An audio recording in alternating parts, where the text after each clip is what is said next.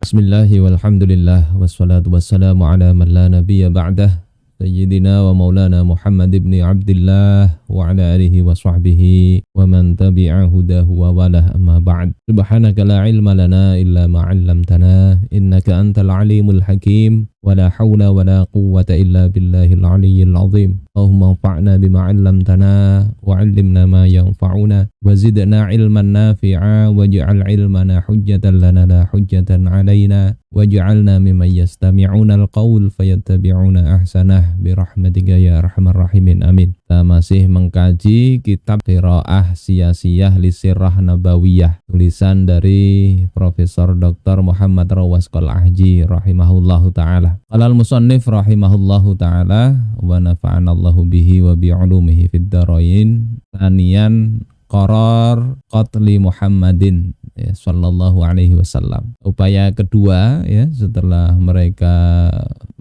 melakukan berbagai macam perundingan ya, lobby-lobby, mulai dari tawaran ya, ancaman dan sebagainya. Ketika itu semua tidak bisa, langkah kedua itu adalah ketetapan mereka untuk membunuh baginda Rasul. Lam yakun Muhammadun birrajulil adi alladzi tu'atsiru fihi wasailul id'af an-nafsi. Nabi Muhammad itu bukanlah seperti lelaki biasa. Ini beliau luar biasa. Bukan seperti lelaki biasa yang wasilah-wasilah untuk melemahkan jiwa itu berpengaruh kepada beliau. Kalau kita mungkin ya ada ancaman, ada tekanan, mungkin ada pengaruhnya ke kita. Mudah-mudahan Allah istiqomahkan, Allah kuatkan. Tapi Rasulullah Shallallahu Alaihi Wasallam ini memang beliau nabi kan ya, Allah teguhkan. Jadi apa-apa yang sudah ditetapkan pada sebelumnya, yakni berbagai upaya, itu tidak ada ngaruhnya. Karena apa? Karena Allah telah menyiapkan beliau dengan i'dad khas, penyiapan yang khusus, la'iqan bihamlir risalah, yang layak untuk menjadikan beliau itu mengemban risalah, allati unzilaha alaihi, yang diturunkan risalah itu atas beliau. Jadi memang persiapannya ya sejak bab sebelumnya sudah kita bahas. Dan beliau ini mampu untuk menghadapi kesulitan-kesulitan yang beliau hadapi, yang beliau jumpai di tengah perjalanan dakwah beliau. Ini tidak lepas dari memang persiapan ruhiyah, persiapan mental beliau. Nah, orang-orang Arab ini waqad alima a'da'u Muhammadin fi Muhammadin hadza. Orang-orang yang memusuhi Nabi Muhammad ini tahu tentang apa yang ada pada diri Rasul sallallahu alaihi wasallam ini. Indama jalasa ilaihim wa naqashahum. Ketika mereka duduk bersama Rasul ya, pada pertemuan lalu sudah kita bahas, belasan tokoh kaum Quraisy itu nyambangi Rasulullah Shallallahu Alaihi Wasallam di Ka'bah. Rasul diundang setelah sebelumnya upaya-upaya yang lain itu dilakukan. Jadi itu upaya puncaknya lah ya. Utbah bin Rabi'ah diutus gagal. Yang lain-lain itu sudah mengunjungi Abu Thalib berulang kali, tidak berhasil. Akhirnya mereka ngumpul, datang berombongan menemui Rasulullah, dan tidak berhasil juga menggoyahkan keimanan, keteguhan Rasul untuk tetap menyampaikan dakwah. Lidzalika wajadu alla wasilatan lil khalasi minhu ghairu qatlihi. Karena itu ya, mereka mendapati bahwasanya tidak ada cara untuk terlepas dari dakwahnya Muhammad ini ya, ghaira qatlihi ya, kecuali dengan selain dengan membunuh beliau. Jadi sudah dihabisin aja lah sudah. Ini gaya-gaya orang kalau kalah debat tidak bisa, berbagai macam upaya dilakukan ya, solusinya dibunuh. Tidak bisa dibinasakan, kata orang sekarang begitu. Haitsu qala Abu Jahal li zu'ama'i Quraisy. Ketika Abu Jahal itu mengatakan kepada para pemimpin Quraisy, ya ma'syara Quraisy, wahai para kalian orang-orang Quraisy, inna Muhammadan qad aba illa ma tarawna min aibi dinina. Sesungguhnya Muhammad itu telah menolak, tidak mau dia, kecuali dia sebagaimana kalian lihat mencela agama kita, wasyatmi abaina, menghina, mencaci bapak nenek moyang kita, watasfihi ahlamina, ya, membodoh-bodohkan mimpi-mimpi kita, wasyatmi alihatina, ya, mencaci maki Tuhan-Tuhan kita. Jadi ditawari apa-apa ndak mau, kecuali maunya Nabi Muhammad itu yaitu. Ini bahasanya Abu Jahal itu begitu, ngasih argumen dikatakan mencela, mencaci, menjelek-jelekkan. Padahal Nabi dakwah dengan hujjah, ya, dengan hujjah bil hikmah, yakni bil hujjatil balighah, ya, dengan hujjah, alasan yang memang sampai ke otak mereka, andai mereka berpikir. Tapi yang keluar itu biasalah, ini mencaci maki dan sebagainya. Wa inni uahidullaha la ajlisanna lahu ghadan bihajarin ma'utiqu hamlahu. Dan aku sungguh bersumpah demi Allah, berjanji kepada Allah, aku akan duduk besok dengan membawa batu yang aku sanggup untuk mengangkatnya. Atau sebagaimana yang dia katakan. Jadi cari batu yang sangat besar, sekuat Abu Jahal bisa mengangkatnya. Fa idza sajada fi sholatihi, kalau Muhammad nanti sujud di dalam salatnya, fadakhtu bihi ra'sahu, maka akan ku kepruk, ku pecahkan kepalanya Muhammad itu. Kata Abu Jahal begitu. Besok aku yang akan selesaikan sudah. Aku bawa batu, nanti kalau dia sujud, ya sholat biasa Nabi Muhammad kan sholat juga di Ka'bah itu ya, di depan Ka'bah. Jadi kalau sujud dipukul, dikepruk, kata orang Jawa, dikepruk. Fa aslimuni inda dzalika aw imna'uni, ya.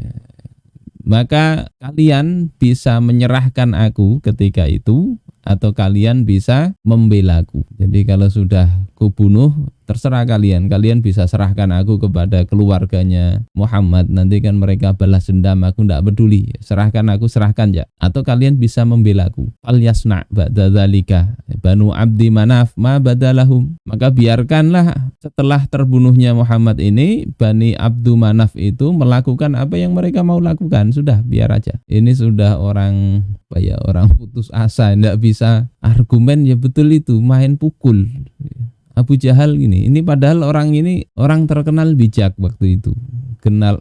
Gelarnya Abul Hakam, bapak kebijaksanaan, orang yang usia masih belum terlalu tua, sekitar 30 tahunan itu sudah diajak menjadi orang-orang hukama di kalangan masyarakat Quraisy. Abul Hakam, namanya Amru bin Hisham. Tapi ya karena ini jahil betul, sampai mau bunuh Nabi itu. Kalau mereka kemudian mengatakan, para pemimpin Quraisy ini, wallahi la nuslimu kali syai'in abada. Demi Allah kami tidak akan menyerahkan engkau untuk sesuatu pun selama-lamanya. Jadi kalau engkau berhasil membunuh Muhammad, kami tidak akan menyerahkan engkau kepada keluarganya Muhammad.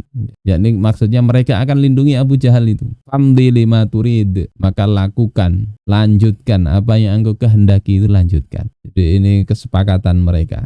Tetapi Allah Subhanahu wa taala memang melindungi baginda Rasulullah sallallahu alaihi wasallam. Kita kadang dakwah itu juga begitu. Ada yang tidak senang itu ya pasti. Ya.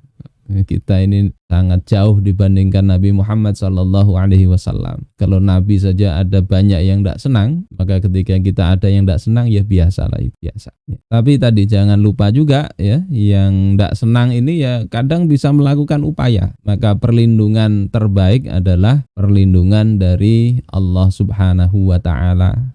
Kita biasa baca surah berlindung itu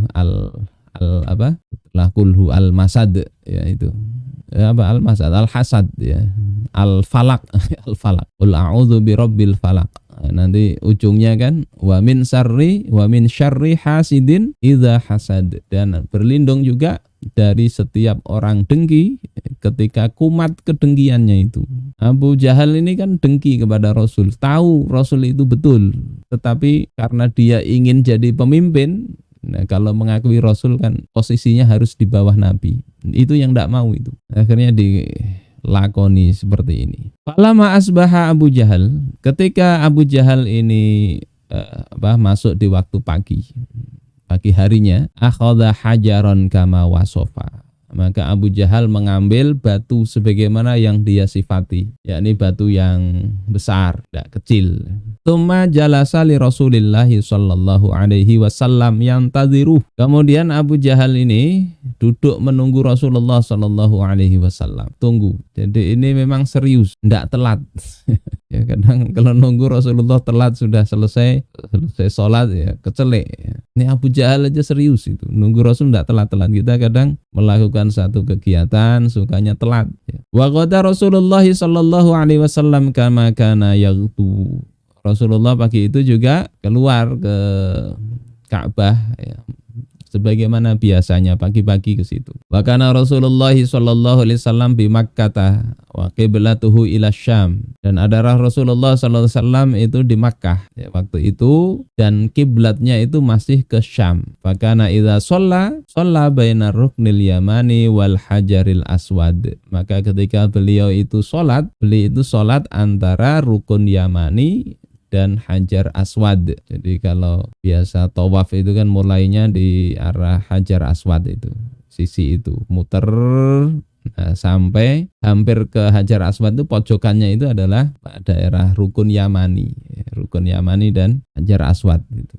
Itu tempat makbul berdoa itu. Rasul salat di situ biasanya. Wa ja'alal Ka'bata bainahu wa bainasyam. Ya, beliau menjadikan Ka'bah itu antara beliau dan Syam. Faqama Rasulullah sallallahu alaihi wasallam yusolli wa qad ghadat Quraisyun. Adalah Rasulullah sallallahu alaihi wasallam kemudian berdiri beliau ini salat, kemudian orang-orang Quraisy ini juga ada di situ ya pada waktu itu. Fajalasu fi andiyatihim yantadhiruna ma Abu Jahlin fa'ilun. Mereka duduk-duduk di situ. Di tempat biasanya mereka ngetem, nongkrong di situ.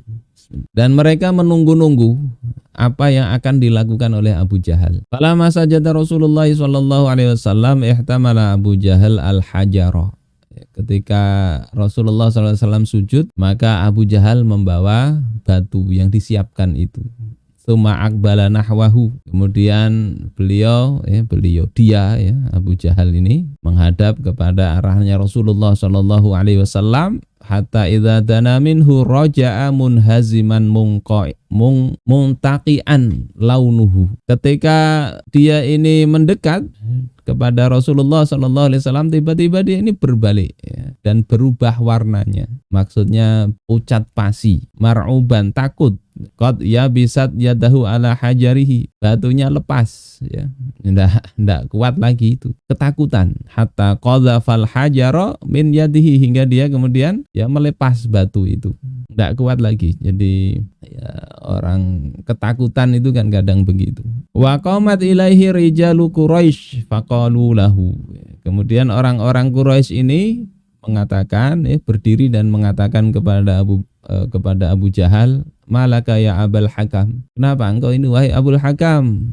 Maka Abul Hakam katakan, kumtu ilahi li'af'ala bihi ma qultu lakum al-barihah. Aku berdiri ini mau melakukan apa yang kukatakan kepada kalian kemarin ya. Falamma danautu minhu aradalitunahu fahlum minal ibil. Ketika aku mendekatinya ya, mau ngepruk kepalanya Nabi itu ya, tiba-tiba muncul fahlum minal ibil. Apa ini? Unta besar pejantan ya, fahlun minal ibil, unta jantan besar. La wallahi ma ra'aitu mislaha matihi wala misla qasoratihi wala anbiya anyabihi li fahlin qattun. Demi Allah aku enggak pernah melihat unta sebesar ini ya, lehernya juga besar ya. Enggak ada leher seperti itu. Termasuk bahkan di sini anyabihi, taringnya, unta bisa bertaring ya. Fahamma bi ayyakulani, maka dia itu mau memakanku. Jadi ini Abul Hakam, Abu Jahal ini betul-betul merasa ketakutan. Belum pernah melihat ada unta begitu. Padahal orang-orang kafir Quraisy dari jauh ini enggak ada apa-apa nih. Kalau orang sekarang mungkin engkau ini alasan aja, dasar enggak berani. Ya, kita tidak tahu apa yang dilihat Abu Jahal ini betul apa enggak ya. Tapi kalau di Sirah Ibnu Hisham itu dikatakan itu adalah Jibril alaihissalam ya, yang menakuti Abu Jahal sehingga tidak jadi ngepruk kepalanya Rasulullah sallallahu alaihi wasallam. Allah jaga. Allah yang menjaga Nabi Sehingga gagallah upaya ini, upaya pembunuhan ini gagal. Nanti berikutnya itu pembunuhannya upayanya lebih serius lagi nanti di bagian mau hijrah itu ya. Mau hijrah itu kalau ini kan cuma mengandalkan Abu Jahal sendirian. Kalau nanti mau hijrah ini lebih terstruktur, masif, terstruktur itu upaya pembunuhannya. Tapi yakinlah bahwasanya apa yang tidak Allah izinkan tidak akan terjadi. Meskipun orang itu punya berbagai tipu daya rencana Allah juga yang akan terjadi. Kalau memang Allah tetapkan wafat, ya wafat. Sebagaimana Nabiullah Yahya, Nabiullah Zakaria itu dibunuh kaumnya. Bukannya Allah tidak mampu membela mereka, tetapi ya itu adalah ya, ketetapan dari Allah Subhanahu wa Ta'ala. Tetapi yang dilindungi Allah Ta'ala tidak ditakdirkan mati terbunuh di dalam dakwah, ya, maka tetap hidup sampai akhir hayatnya. Saudara-saudaraku yang dimuliakan Allah Subhanahu wa Ta'ala, ini upaya pembunuhan dan ini yang mungkin saja terjadi pada era-era sekarang yang kita lihat baik di dalam negeri maupun di luar negeri. Kalau kemarin siapa itu yang dari Hamas itu kan juga dibunuh oleh agen Israel dibantu oleh pengkhianat dari orang-orang di Iran itu. Ya kalau memang terjadi. Tapi berapa banyak yang kemudian tidak berhasil upaya-upaya itu.